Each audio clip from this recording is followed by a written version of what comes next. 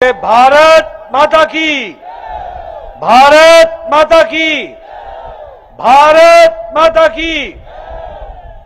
आज के इस चुनावी सभा में मंच पर उपस्थित हमारे हरियाणा के लोकप्रिय मुख्यमंत्री श्री नायब सिंह सैनी जी, हमारे इस क्षेत्र के लोकप्रिय प्रत्याशी हमारे साथी श्री नवीन जिंदल जी, हमारी महामंत्री डॉक्टर अर्चना गुप्ता जी, श्री सुभाष सुधा जी, श्री अशोक गुजर जी, हमारे जिला के अध्यक्ष श्रीमती कमलेश ढांडा जी, श्री लीलाराम जी, जनरल डीपी वत्स जी, हमारे तेजवीर सिंह जी, दिनेश कौशिक जी, कैलाश भगत जी, कुलवंत बाजीगर जी, रवि तारामवली जी, हमारे मंच पर उपस्थित सभी वरिष्ठ पदाधिकारीगण और यहां इतनी बड़ी संख्या में इतनी गर्मी में आए हुए देवियों और सज्जनों, मेरे युवा साथी और मीडिया के मेरे साथी, प्रिंट मीडिया और इलेक्ट्रॉनिक मीडिया के मेरे साथी, मेरा यह सौभाग्य है कि आज कैथल में आप सब लोगों के दर्शन करने का सौभाग्य मिला है।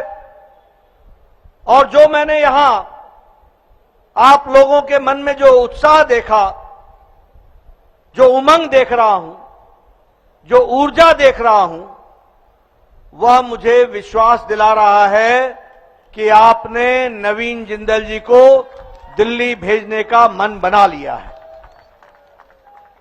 मित्रों, मुझसे पूर्व नवीन जिंदल जी ने और नायब सिंह सैनी जी ने आपके सामने जो देश में काम हुआ, जो कैथल में काम हुआ, जो हरियाणा में काम हुआ, उसकी एक लंबी लिस्ट, लंबी सूची आपके सामने रखी है। मैं एक ही बात कहना चाहता हूं कि हमें यह समझना पड़ेगा कि प्रधानमंत्री मोदी जी के नेतृत्व में सिर्फ हरियाणा ही नहीं बदला, सिर्फ देश ही नहीं बदला, मोदी जी के नेतृत्व में भारत की राजनीति की संस्कृति बदल गई, कामकाज का तरीका बदल गया। यह हमको समझना चाहिए। आप याद करो, 10 साल पहले साधारण मनुष्य, साधारण व्यक्ति, साधारण नागरिक, उसके मन से क्या निकलता था? उसके मन से यह निकलता था कि इस देश में कुछ नहीं बदलने वाला है, सब ऐसे ही चलने वाला है, कुछ बदलेगा नहीं, हमें हमारे हाल पर ही छोड़ दिया गया है। एक उदासीन मानसिकता हमको घेरे हुए थी। लेकिन 10 साल के अंदर इतना बड़ा अंतर आया है कि आज मोदी जी के नेतृत्व में सारा देश विकसित भारत के संकल्प को लेकर के अपने संकल्प को पूरा करने चल पड़ा है। यह बदलता भारत है।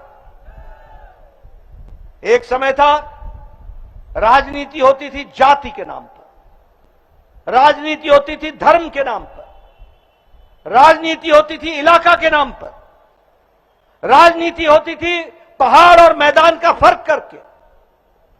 और लंबे समय तक शासकों ने भाई को भाई से लड़ाया, जाति को जाति से लड़ाई, धर्म को धर्म से लड़ाया। लेकिन प्रधानमंत्री मोदी जी के नेतृत्व में सारा देश एक मंत्र के साथ चल पड़ा, सबका साथ, सबका विकास, सबका विश्वास, सबका प्रयास। और इस मंत्र के साथ विकासवाद के साथ चल पड़ा, विकासवाद के साथ। आज जवाबदेही की राजनीति हो गई, आज अकाउंटेबिलिटी की राजनीति हो गई, आज रिपोर्ट कार्ड की राजनीति हो गई। अभी नवीन जिंदल जी आपके सामने रिपोर्ट कार्ड रख रहे थे, अभी आपके सामने नायब सिंह सैनी साहब रिपोर्ट कार्ड रख रहे थे। ये संस्कृति, जवाबदेही की संस्कृति, यह संस्कृति, यह परिभाषा मोदी जी ने स्थापित की है इस देश में। इसको हमको समझना चाहिए। और एक बड़े स्पष्ट शब्दों में उन्होंने कहा, देश के लिए काम करो, और देश के काम करने के लिए अगर कुछ परिवर्तन भी करना पड़ता है तो करो। पहले रिफॉर्म्स लाओ, परफॉर्म करो, ट्रांसफॉर्म करो, परिवर्तन ले आओ। और मैं यहां यह भी बताना चाहता हूं, नवीन जिंदल जी ने उसका जिक्र किया। आज देखिए, कोरोना की मार के बाद अमेरिका की अर्थनीति डगमगाई हुई है, यूरोप की अर्थनीति डमाडोल है, रशिया, चाइना, जापान सभी आर्थिक दिक्कतों से गुजर रहे हैं। लेकिन आपको यह भी ध्यान में रखना होगा कि कोरोना की मार के बाद और यूक्रेन युद्ध के होने पर भी मोदी जी के नेतृत्व में हमारा भारत 11वें नंबर से छलांग लगा करके 5वें नंबर की अर्थव्यवस्था बन गया। और हम नहीं कहते, दुनिया के एजेंसीज जो आर्थिक जगत के विशेष अध्ययन करते हैं, वो बताते हैं कि आज अगर कोई आशा की किरण कहीं दिखती है तो वो और कहीं नहीं, भारत में दिखती है, भारत में दिखती है। यह परिवर्तन आ गया। आज दवाइयों में हम सबसे दूसरे नंबर के देश बन गए, दवाई बनाने में, एक्सपोर्ट करने में। मैं भारत का स्वास्थ्य मंत्री भी रहा हूं। मैं जिम्मेवारी से बोलना चाहता हूं, इस देश में ट्यूबरक्लोसिस की दवा को आने में 28 साल लग गए, टेटनस की दवा को आने में 25 से 30 साल लग गए, डिप्थेरिया की दवाई को आने में 28 साल लग गए, जापानी बुखार की दवाई को आने में 100 साल लग गए। 1906 में आ गई थी दवाई, 2006 में भारत में आई। लेकिन आपको जानकर आश्चर्य भी होगा और खुशी भी होगी कि कोरोना का पहला केस जनवरी 2020 को आया था। अप्रैल 2020 को मोदी जी ने टास्क फोर्स बैठाया और 9 महीने के अंदर एक नहीं 2 वैक्सीन बना करके भारत को बचाने का काम किया। और 220 करोड़ डबल डोज, साथ में बूस्टर डोज लगाकर 140 करोड़ देशवासियों को बचाने का काम किया तो मोदी जी के नेतृत्व ने किया है। मैं यहां यह भी बताना चाहता हूं कि आज भारत ने कोरोना की वैक्सीन 100 देशों तक पहुंचाई, 100 देशों तक, और 48 देशों को मुफ्त में दी गई दवा वैक्सीन मैत्री के तहत। भारत अब मांगने वाला भारत नहीं है, मोदी जी के नेतृत्व में देने वाला भारत हो गया। यह भी हमको समझना चाहिए। मित्रों, पेट्रोकेमिकल्स में हम आगे बढ़े हैं, इस्पात में हम दूसरे नंबर के हो गए हैं। आप सबके हाथ में मोबाइल है। 10 साल पहले इस मोबाइल पे लिखा होता था made in China, made in Taiwan, made in Korea, made in Japan. आज आपके मोबाइल पे लिखा है मेड इन इंडिया। आज 97% मोबाइल मैन्युफैक्चर भारत कर रहा है। यह बदलता भारत है, यह बदलती हुई भारत की तस्वीर है। यह दुनिया की छवि की दृष्टि से देखिए आप, आज एक मजबूत अर्थव्यवस्था के साथ भारत खड़ा है, यह मजबूत सरकार के साथ खड़ा है। और मैं यहां यह भी कहना चाहता हूं कि यह जो मजबूती है वो मोदी जी के नेतृत्व के कारण और उनके कठोर फैसले जो उन्होंने लिए उसके कारण आज भारत मजबूती के साथ आगे बढ़ रहा है। मैं एक बात और भी कहना चाहूंगा, मोदी जी के नेतृत्व में दुनिया में ही हमारी छवि सिर्फ आगे अच्छी नहीं हुई, देश भी मजबूत हुआ। गांव, गरीब, वंचित, पीड़ित, शोषित, दलित, युवा, किसान, महिला, इनको अगर किसी ने सशक्तिकरण किया, इनको किसी ने ताकत दी, तो वो आदरणीय प्रधानमंत्री मोदी जी की नीतियों ने दी, उनके कार्यक्रमों ने दी। आप बताइए, आज गांव गांव में पक्की सड़क पहुंची है कि नहीं पहुंची है? जरा जोर से बोलो भैया। पहुंची है कि नहीं पहुंची है? पहुंची है कि नहीं? आज हजारों किलोमीटर सड़क प्रधानमंत्री ग्रामीण सड़क योजना में बन गई है। आज 2 लाख पंचायतों में ऑप्टिकल फाइबर बिछाई गई है। ऑप्टिकल फाइबर, यह डिजिटल इंडिया हो रहा है। आज गांव में लगभग 2 से ज्यादा लाख गांवों में कॉमन सर्विस सेंटर खुल गया है। Common service centre. उस समय हमारे विरोधी बोला करते थे, ये भारत तो अनपढ़ है, यहां डिजिटल का क्या काम होगा, यहां ये वाईफाई क्या करेगा, ये ऑप्टिकल फाइबर क्या करेगा। बोलते थे कि नहीं बोलते थे? बोलते थे कि नहीं? आज आपको बताना चाहता हूं कि रेडी पर बैठा हुआ सब्जी बेचने वाला भी आज डिजिटल ट्रांजैक्शन कर रहा है। डिजिटल ट्रांजैक्शन कर रहा है। यह बदलता भारत गांव को मजबूत किया। गरीब 80 करोड़ की जनता को 5 किलो गेहूं या 5 किलो चावल, 1 किलो दाल हर महीने पहुंचाने का काम बोलो मोदी जी ने किया कि नहीं किया? फर्क क्या पड़ा? आज 25 करोड़ लोग गरीबी की रेखा से ऊपर उठ गए। 25 करोड़ लोग। और ये मैं नहीं बोल रहा, नीति आयोग बोल रही है, इंटरनेशनल मॉनेटरी फंड बोल रहा है, अंतर्राष्ट्रीय संगठन बोल रहे हैं कि आज 25 करोड़ लोग भारत के गरीबी से ऊपर उठ गए हैं। और अति गरीबी भारत में 1% से भी कम हो गई है। यह है मोदी जी का नेतृत्व, जिसको हमको समझना होगा। यह प्रधानमंत्री आवास योजना, यहां बैठे हमारे बहुत से विधायक बैठे हैं। मैं भी 1993 में विधायक बन गया था। मुझे याद है कि उस समय एक पंचायत में इंदिरा आवास योजना के 2 मकान मिला करते थे। 2 मकान, एक पंचायत को 2 मकान। मेरा वीडियो आकर के मेरे को बोलता था, नड्डा साहब आपको खुशखबरी सुनानी है, आपको एक पंचायत में 2 मकान मिले, किसको दें? मैं कहता था, 1 अनार 100 बीमार, भैया ये मकान तू ही रख ले, तू ही बांट ले, मैं क्या बांटूंगा। आज मोदी जी के राज में 4 करोड़ घर बनकर के तैयार हो गए। 4 करोड़ घर बनकर के तैयार। पूछिएगा विधायकों से, एक पंचायत में 40 से 50 मकान बने। और वो मकान कैसा है? Drawing room, bedroom, kitchen, gas का सिलेंडर, टॉयलेट, कोर्टयार्ड, ऐसे 4 करोड़ घर बने हैं। और नवीन बाबू को भेजिएगा आप चुनाव जिता करके, मोदी जी अगले 5 साल में 3 करोड़ और घर बनाएंगे। कोई भी व्यक्ति पक्के छत के बगैर नहीं रहेगा। यह भी हम आपको बताना चाहते हैं। मैं यहां यह भी आपको बताना चाहता हूं, यह चुनाव हमारे जीवन को बदलने वाला चुनाव भी है। आजकल आप सुनते हैं 300 यूनिट बिजली मुफ्त हो जाएगी, 200 यूनिट बिजली मुफ्त हो जाएगी। मैं आपको बताना चाहता हूं, मोदी जी तीसरी बार प्रधानमंत्री बनेंगे और आप सबका बिजली का बिल 0 हो जाएगा। 0 कैसे होगा? प्रधानमंत्री हर घर मुफ्त सूर्य योजना, हर घर पे सौर ऊर्जा लगेगी, हर घर पर।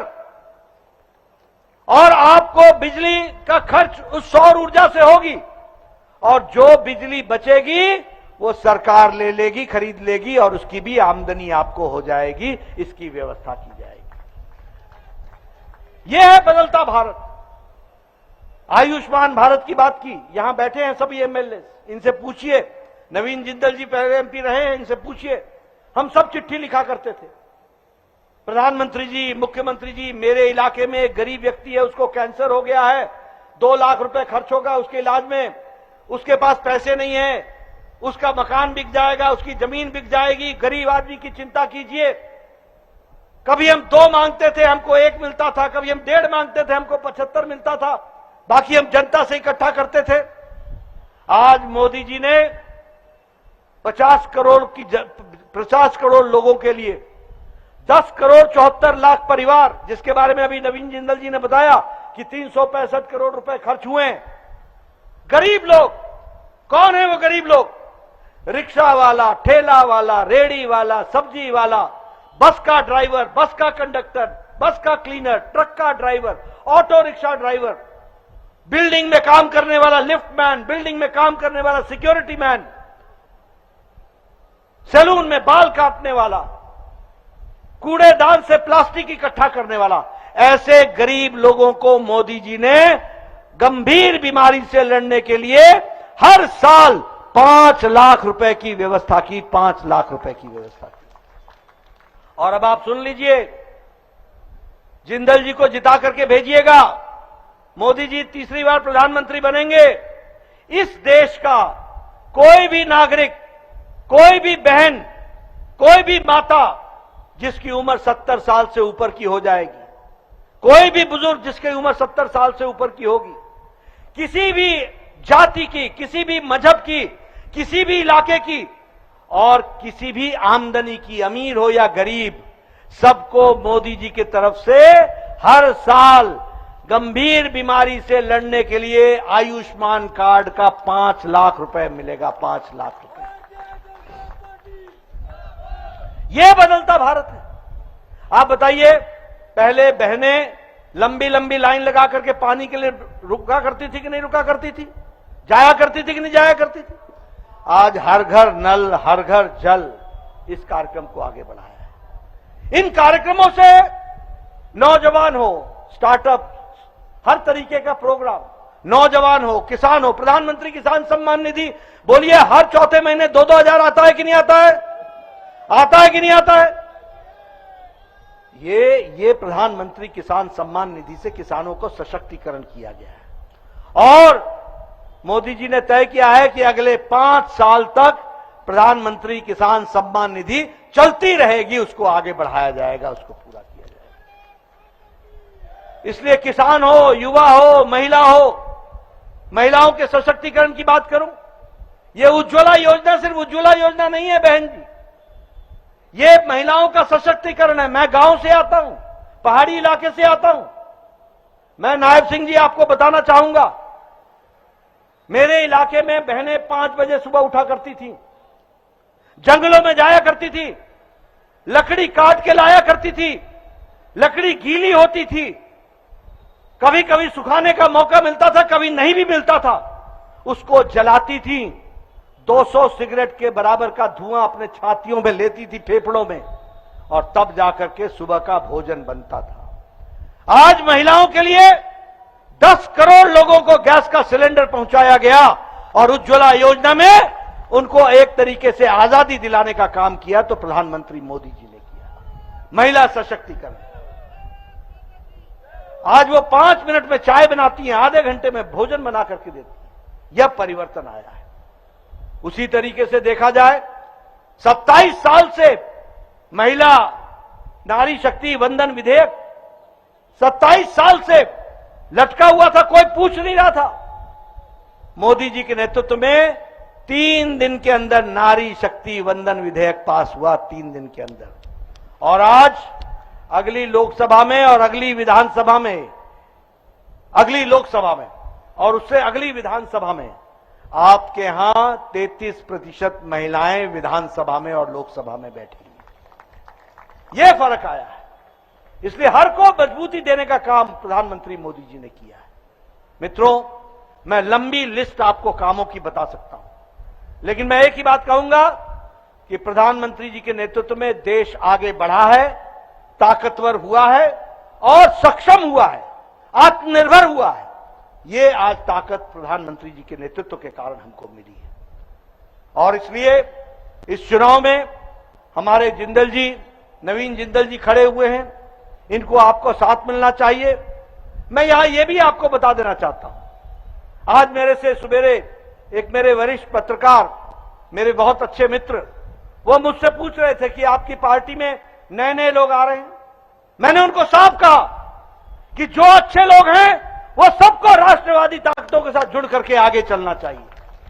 और इसीलिए नवीन जी ने अपने जीवन में किसी छोटी बात के लिए नहीं, राष्ट्रीय ध्वज के लिए संघर्ष करके उसको आगे बढ़ाने का काम किया। ऐसे राष्ट्रवादी लोगों को पार्टी के अंदर ताकत दी जाए, उनको मजबूती प्रदान करे, ये हमारी जिम्मेवारी है, ये हमारा लक्ष्य है। हम सबका साथ, सबका विकास, सबका विश्वास, सबका प्रयास लेकर के चले। और पार्टी को भी हम उपकरण मानते हैं देश को मजबूत करने के लिए। वो देश को मजबूत करने के लिए उपकरण है, और इसलिए पार्टी में जो लोग देश को मजबूती देते हैं उनको लाना ये हमारी जिम्मेवारी बनती है। वो हम लोगों ने किया है, और आज हमारे नवीन जी यहां से प्रत्याशी के रूप में आए। मित्रों, हमारे कांग्रेस पार्टी के बारे में, हमारे आम आदमी पार्टी के बारे में बहुत कुछ कहा गया है। मैं कुछ कहूं कोई आवश्यक नहीं है, लेकिन कांग्रेस पार्टी परिवारवादी पार्टी हो गई। कांग्रेस पार्टी और ये जो घमंडिया गठबंधन है, ये भ्रष्टाचारियों का जमावड़ा बन गया। ये सब भ्रष्टाचारी एक साथ इकट्ठे हो गए। कोई बेल पर है, कोई जेल में है। और आप देखिए ये आम आदमी पार्टी, क्या है इसका चरित्र? कौन सा चरित्र है इस आम आदमी पार्टी का? मैं पार्टी नहीं बनाऊंगा, पार्टी बनाई। मैं चुनाव नहीं लड़ूंगा, चुनाव लड़ी। मैं कांग्रेस से समझौता नहीं करूंगा, समझौता किया। मैं भ्रष्टाचार नहीं करूंगा, 3-3 लोग भ्रष्टाचार के नाम पर जेल में पड़े हुए हैं। अब कौन सी बात रह गई? और तो छोड़ो, जो लोग महिलाओं के सम्मान की बात करते थे, आज उनके घर में महिलाओं के साथ दुर्व्यवहार होता है और नेता चुप रहता है। बोलिए, ऐसे लोगों को आगे आने दोगे क्या? ऐसे लोगों को आने दोगे क्या? ये जो इस तरीके के लोग हैं, इनके टोले को सबक सिखाओगे कि नहीं सिखाओगे? इनको घर बैठाओगे कि नहीं बैठाओगे? बोलो, ये भ्रष्टाचारी है कि नहीं है? बोलो, ये दोहरा जीवन जीते हैं कि नहीं जीते हैं? ये हाथी के दांत खाने के और दिखाने के और हैं। ये बोलने के लिए मीठी मीठी बातें और करतूतें इतनी गंदी। ऐसे लोगों को आगे आने दोगे क्या? अभी मुझे बताया गया कि मेरे पार्टी के कार्यालय के बाहर आके बोले मुझे अरेस्ट करो, मुझे अरेस्ट करो। मैंने कहा बेल कैंसिल करा, अंदर जाएगा। देर क्यों कर रहा है? पहले तो सुप्रीम कोर्ट में अर्जियां लगाते हो कि मुझे बचाओ, मुझे बचाओ, मुझे बचाओ। आते भी हो तो 1 तारीख तक के लिए आए हो, और फिर बोलते हो मुझे भेजो, मुझे अरेस्ट करो, मुझे अरेस्ट करो। अरे बेल अपना कैंसिल कराओ, घर जाओ, वापस जाओ, तेरा घर तो वही है। बोलो, ऐसे नेता और ऐसी पार्टी को आगे आने दोगे क्या? पक्का? पक्का? इन लोगों को, ऐसे राजनीतिक दलों को सबक सिखाने का मौका है, तो वह सबक सिखाने का मौका है नवीन जिंदल जी को कमल का बटन दबा करके सबक सिखा दीजिए, यह आवश्यक है। मित्रों, आपका मैं ज्यादा समय नहीं लूंगा। आपने मेरी बात बहुत ध्यानपूर्वक सुनी है। आज समय की आवश्यकता है कि हम प्रधानमंत्री मोदी जी को तीसरी बार प्रधानमंत्री के रूप में देखें, और उनके नेतृत्व में हम सब लोग एक महान भारत की कल्पना को साकार करें, और उसके लिए एक उपकरण के रूप में नवीन जिंदल जी का हमको साथ मिले। यही मेरा आपसे निवेदन है। बहुत बहुत धन्यवाद। जय भारत, जय हरियाणा।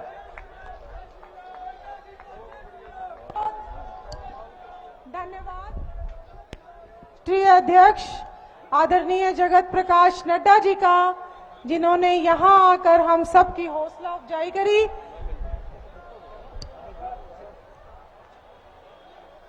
बीजेपी के राष्ट्रीय अध्यक्ष जेपी नड्डा को आप सुन रहे थे। पीएम के नेतृत्व में देश में बदलाव आया है, उन्होंने कहा। कांग्रेस राज में कोई विकास नहीं हुआ था, जेपी नड्डा ने कहा। बड़ी खबर उस वक्त की आपको बता रहे हैं, और ये भी जानकारी दे दें, जेपी नड्डा ने यह भी कहा कि पीएम के नेतृत्व में राजनीति करने का तरीका भी बदला है। 10 साल में बहुत बड़ा अंतर आया है, जेपी नड्डा ने कहा। देखिए, हरियाणा में है बीजेपी के राष्ट्रीय अध्यक्ष जेपी नड्डा, जनसभा को संबोधित कर रहे थे। पहले राजनीति जात धर्म के नाम पर होती थी, उन्होंने कहा, लेकिन अब देश में बदलाव आया है। पहले लोगों को धर्म जात के नाम पर लड़ाया जाता था, बांटा जाता था, लेकिन अब ऐसा नहीं होता। पीएम के नेतृत्व में देश का विकास हुआ है। इस तरह की तमाम बातें जेपी नड्डा ने यहां पर कही हैं, और इसके साथ ही बीजेपी प्रत्याशी के पक्ष में वोट की अपील उन्होंने जनता से की। एक मैसेज पहुंचाने की कोशिश यहां पर जेपी नड्डा की तरफ से की गई कि पिछले 10 सालों का अगर जिक्र करें, प्रदेश सरकार की बात करें या केंद्र सरकार की बात करें, तो एक बड़ा बदलाव जो है देश की राजनीति में भी आया है। और विकास के कार्य या विकास के जो वादे किए गए थे जनता से, उनको सरकार ने पूरा करके दिखाया है।